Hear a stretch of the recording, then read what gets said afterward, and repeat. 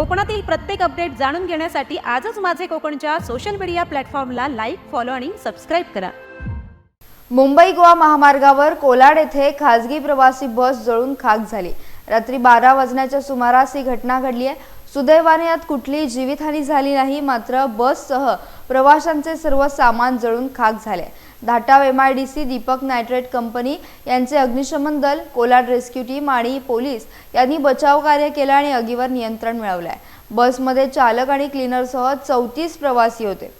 खापरोबा ट्रॅव्हल्सची AC sleeper coach bus मुंबईतील जोगेश्वरी येथून मालवणकडे निघाली होती। कोलाड रेल्वे पुलाजवळ आली असता बसच्या मागील बाजूस मोठा आवाज झाला, तेव्हा ड्रायव्हरने गाडी थांबवून पाहिली असता बसने मागील बाजूस पेट घेतल्याचं दिसलं। तातडीने बसमधील सर्व प्रवाशांना खाली उतरवण्यात आलं। त्यानंतर आगीचा मोठा भडका उडाला।